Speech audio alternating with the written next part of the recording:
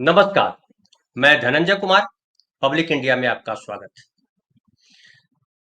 कल हमने आपको बताया था कि प्रधानमंत्री नरेंद्र मोदी संसद परिसर में बंगाल के भाजपा सांसदों से मिले और उन्होंने भाजपा कैसे बंगाल में जीते इस पर रणनीति बनाने के लिए कहा, उन लोगों से बात की और कहा कि किसी भी हाल में इस बार जो विधानसभा चुनाव होने जा रहा है बंगाल में उसको हमें जीतना है।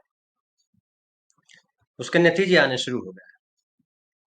अंग्रेजों की बड़ी प्रसिद्ध नीति थी, फूट डालो शासन करो।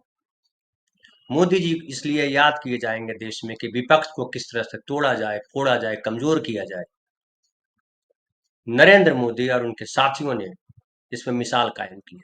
इतिहास में इस बात को याद रखा जाएगा। तमाम जगहों पर आप देखिए विपक्ष कितने भाग में बटा हुआ आपको पता है। वो महाराष्ट्र लीजिए, बिहार लीजिए, गुजरात लीजिए या कोई और प्रदेश लीजिए।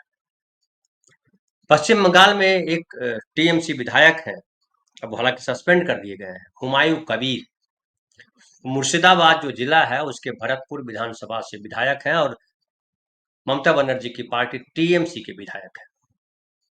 उन्होंने कुछ दिन पहले एक बयान दिया था कि वो 6 दिसंबर को, आज देखिए 5 तारीख है और कल 6 दिसंबर आपको मालूम होगा कि एक तो बाबा साहब की पुण्यतिथि है। उसके अलावा 6 दिसंबर याद किया जाता है बाबरी मस्जिद ढहाई गई, उसके लिए 6 दिसंबर का ही दिन था। तो 6 दिसंबर को उन्होंने अनाउंस किया था कि 6 दिसंबर को हम बाबरी मस्जिद की नींव रखने जा रहे हैं बंगाल में। इसको लेकर के उसमें भी बड़ी आलोचना हुई थी हुमायूं कबीर की, और कहा गया था कि ये कौन खेल खेल रही है ममता बनर्जी, और इससे तो नुकसान होगा ममता बनर्जी को। क्योंकि बाबरी मस्जिद की जब बात करेंगे तो फिर बीजेपी को जो धर्म की राजनीति है या कहिए कि जो सांप्रदायिक राजनीति है उस पर खेलने का, खुलकर खेलने का बड़ा अवसर मिल जाएगा। खबर आ रही है कि ममता बनर्जी ने हुमायूं कबीर को अपनी पार्टी से सस्पेंड कर दिया, निकाल दिया। और बड़ी सोच समझ के किया है, ये फैसला लिया है। कई साथी हालांकि कह रहे हैं, राजनीतिक विश्लेषक कर रहे हैं कि ममता बनर्जी किसी भी क्षण बीजेपी के साथ जा सकती हैं, चूंकि वो बीजेपी के साथ रही हैं, उनको बीजेपी के साथ जाने में कोई दिक्कत नहीं है। और जैसे नीतीश कुमार, जैसे आंध्र प्रदेश के मुख्यमंत्री चंद्रबाबू नायडू बीजेपी के या कहिए नरेंद्र मोदी जी के बैसाखी बने हुए हैं, वैसी कहीं गड़बड़ हो तो ममता बनर्जी वो साथ दे सकती हैं। नरेंद्र मोदी और उनकी टीम इस तरह की तैयारी कर रही है, इस तरह की योजना बना रही है, इस तरह की रणनीति पे काम कर रही है। और बंगाल को अगर वो जीत न पाए भाजपा अपने दम पर, तो ममता बनर्जी को अपने पाले में कर ले, ये रणनीति है भाजपा की, ऐसा विश्लेषक मान रहे हैं। लेकिन हम अभी उस बिंदु पे नहीं जाते। वो एक आगे का स्टेप, आगे का ऐसा हो भी सकता है, नहीं भी हो सकता, लेकिन हुमायूं कबीर के सस्पेंड किए जाने से जो हो सकता है वो ये होगा कि हुमायूं कबीर ने अनाउंस किया है कि वो आने वाले विधानसभा चुनाव में 135 सीटों पर अपने उम्मीदवार खड़े कर सकते हैं। वो अपनी पार्टी बनाने की घोषणा करने जा रहे हैं और 22 दिसंबर को उन्होंने समय दिया है कि 22 दिसंबर को हम एक नई पार्टी बनाएंगे। अब देखिए बीजेपी ने वहां बहुत कोशिश की, पिछले 2 चुनावों को याद कीजिए, विधानसभा चुनावों को भी, तो ममता बनर्जी के बेहद करीब शुभेंदु अधिकारी को अपने पाले में लिया। कई सारे सांसदों पर ईडी, सीबीआई वगैरह वगैरह के छापे हुए अपने पाले में लिया, फिर वो वापस कई लोग ममता बनर्जी के पाले में चले गए। लेकिन शुभेंदु अधिकारी ने मुख्य मोर्चा संभाला हुआ है अभी भी।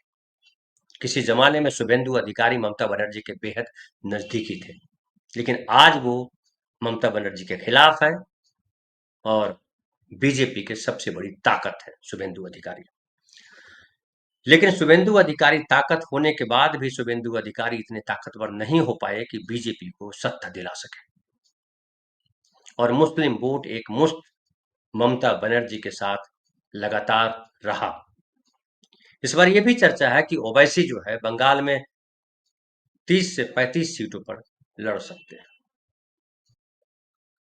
और ओवैसी भी वहां उतरते हैं, अगर ये बिहार में जैसे ओवैसी उतरे और 5 सीटें जीती भी ओवैसी ने। उसके अलावा कई सीटों पर उन्होंने गठबंधन को नुकसान पहुंचाया। आरजेडी का जो वोट बैंक माना जाता रहा अब तक बिहार में, मुस्लिम वोट बैंक में बिखराव आया। और बिखराव ये आया कि जो AIMIM है, उसके कई कैंडिडेट, वहां भी 30 से 35 कैंडिडेट के आसपास उतारे थे ओवैसी ने। और उन सब ने वोट किसके कटे? जाहिर है मुस्लिमों के वोट कटे, जो मुस्लिमों के वोट कांग्रेस या आरजेडी की तरफ जाते हैं। अब जो है ओवैसी एक हो गए, ममता बनर्जी के मजबूत किले में सेंध मारने के लिए, मुस्लिम वोट के सेंध मारने में ओवैसी। दूसरे हो गए हुमायूं कबीर लोकल हैं, ओवैसी बाहर से गए।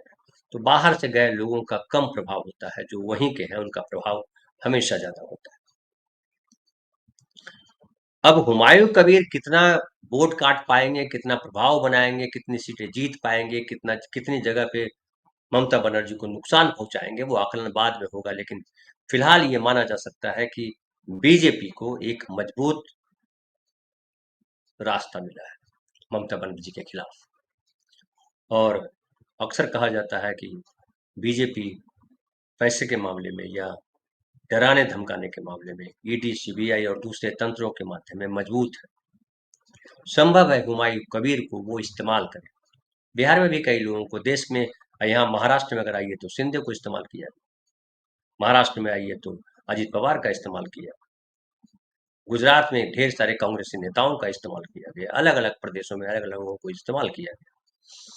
हुमायूं कबीर मोहरा हो सकते हैं, इससे इनकार नहीं किया जा सकता कि हुमायूं कबीर ने ऐसे वक्त पे, जब हिंदू मुसलमान चरम पर है, बांग्लादेशी घुसपैठिए की बात की जा रही है लंबे समय से, ऐसे में हुमायूं कबीर ने जो मुस्लिम वोट बैंक है उसको उसमें सेंध मारने के लिए क्या ये रणनीति अपनाई कि बाबरी मस्जिद का हवाला दिया जाए, बाबरी मस्जिद की स्थापना करेंगे। बाबरी मस्जिद की स्थापना करना दूसरा होता है, लेकिन जब आप बाबरी मस्जिद बोलते हैं तो फिर वो जो हिंदू फंडामेंटलिस्ट है उनके दिमाग में जाता है, और प्रचार करने में, नैरेटिव बनाने में, आप जानते हैं कि मीडिया का नैरेटिव बनाने में बीजेपी का कोई सानी नहीं है फिलहाल इस वक्त।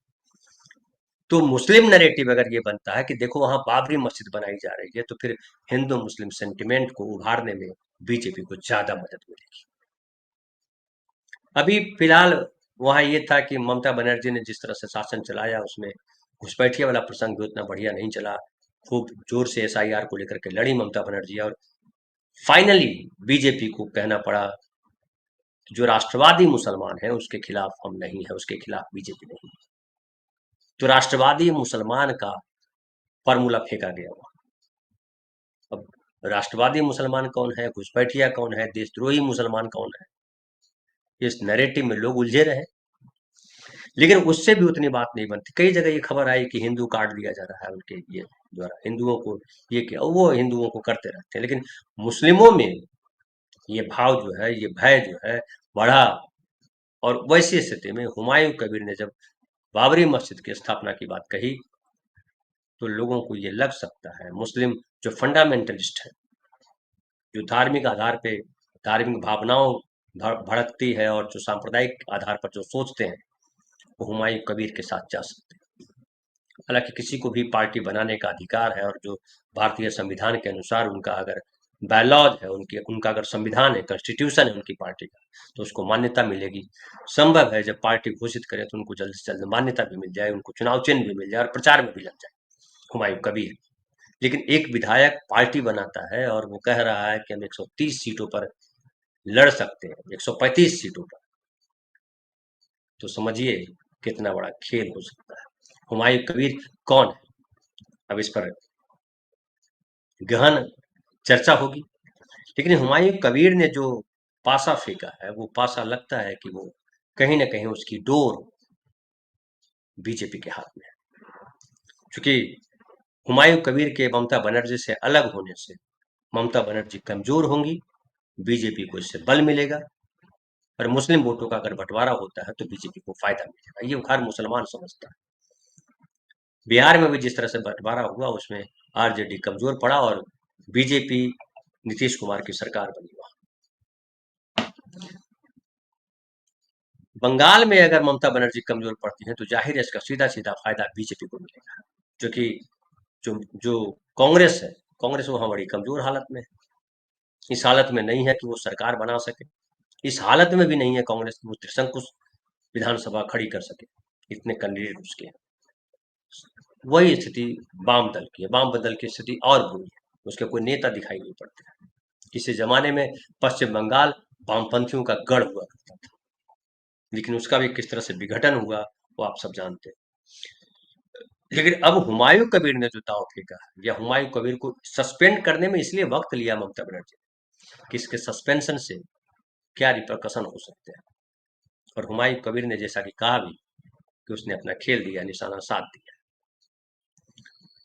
देखिए इसके पहले ये भी जब हुमायूं कबीर ने ऐसा कहा तो शुभेंदु अधिकारी और दूसरे जो नेता है बीजेपी के, उन्होंने आरोप लगाया कि बंगाल सरकार पर्दे के पीछे से हुमायूं कबीर का समर्थन कर रही है और ये सरकार की मुस्लिम तुष्टीकरण की रणनीति है। और ऐसा इसलिए कहा गया, लोगों ने माना भी, उसमें विश्लेषकों ने कहा कि हुमायूं कबीर के मसले पर इसलिए चुप है ममता बनर्जी को, उनको लग रहा है कि दोनों तरफ कहीं गड़बड़, एक अगर हुमायूं कबीर का समर्थन करते हैं तो हिंदू वोट बिखराव होगा, और अगर हुमायूं कबीर को हटाते हैं तो मुस्लिम वोटों में बिखराव हो सकता है। लेकिन फाइनली ममता बनर्जी ने निर्णय लिया कि हुमायूं कबीर को निकाला जाए, क्योंकि हुमायूं कबीर जब रहेंगे तो मामला हिंदू मुसलमान का ही रहेगा, बीजेपी को डायरेक्ट फायदा मिलेगा। अब हुमायूं कबीर अपने आप को किस तरह से प्रेजेंट करते हैं, क्या वो इस स्थिति में होंगे कि पश्चिम बंगाल में अपनी सरकार बना सके, हैं वो? नहीं है। मुर्शिदाबाद जिस जिले के वो विधायक हैं, वहाँ 19 विधानसभा सीटें हैं और उनमें से ज्यादातर मुस्लिम बहुल इलाके हैं, मुस्लिम बहुल सीटें हैं। क्या मुस्लिम बहुल मुर्शिदाबाद की सारी सीटों पर जीत पाएंगे हुमायूं कबीर? तो 106 पहली बार में 136 अगर सीटों पर खड़े उम्मीदवार खड़े करने की बात कर रहे हैं, और चुनाव में बहुत दिन नहीं है। आप याद कीजिए बिहार में जो है, जो प्रशांत किशोर है पीके, वो पिछले 3 साल से संघर्ष कर रहे थे। उन्होंने 243 सीटों पर अपने कैंडिडेट उतारे, कई सीटों पर उनके कैंडिडेट जो है वो आखिरी समय में भाग गए, छोड़ करके बीजेपी से मिल गए, किसी और से के साथ चले गए। लेकिन जो लड़े उनमें से 3 को छोड़ करके सबकी जमानत जब्त हो गई, एक उम्मीदवार नहीं जीता पीके का। लेकिन इससे नुकसान हुआ, काफी नुकसान हुआ विपक्ष को, कांग्रेस को, महागठबंधन को, आरजेडी। पीके मीडिया में बड़े चर्चित थे। क्या वो काम, वैसी हैसियत हुमायूं कबीर की है कि पीके जैसा माहौल खड़ा कर सके? जब चुनाव नहीं हुआ था बिहार में, तब लग रहा था कि पीके वाकई कम से कम 8-10 सीटें तो ले ही आएंगे। हुमायूं कबीर क्या वैसी स्थिति में भी है?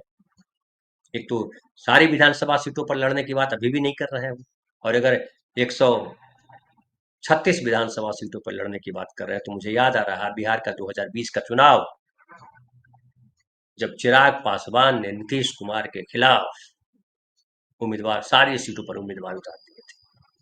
उससे चिराग पासवान को तो कोई लाभ तो उस समय नहीं हुआ, उस समय तो हार गए वो, तमाम एक सीट जीते थे वो भी चला गया जेडीयू के पास, लेकिन जेडीयू का बड़ा नुकसान कर दिया था और बीजेपी मजबूत हुई। क्या बीजेपी बिहार वाला खेल ही उत्तर वहां पश्चिम बंगाल में खेल रही, और क्या ममता बनर्जी चक्रव्यूह में फंस गई है? क्या आगे चलकर ममता बनर्जी भी सरेंडर कर देंगे नीति ये बीजेपी के सामने? ऐसी संभावना मुझे कम दिखाई पड़ती है कि ममता बनर्जी सरेंडर कर देंगे, क्योंकि अगर ममता बनर्जी सरेंडर करती है तो उनकी कुर्सी खतरे में आ जाएगी। अभी जो पूरा मुस्लिम वोट इकट्ठा उनके साथ है, मुस्लिम वोटों का बिखराव हो जाएगा, और हिंदू वोट में भी ममता कमजोर पड़ जाएगी। इसलिए ममता, मुझे नहीं लगता कि वैसी कोई चाल चलेंगे, लेकिन ममता के लिए मुश्किल है कि हुमायूं कबीर जो वोट काटेंगे, उससे जो नुकसान होगा उसकी भरपाई कैसे करेंगी, कैसे अपने वोटों को बचाएंगी, ये सबसे बड़ी चुनौती है ममता बनर्जी के सामने। देखना है क्या होता है। फिलहाल इतना ही, बहुत बहुत धन्यवाद। मिलते हैं फिर कल किसी नए विषय पर।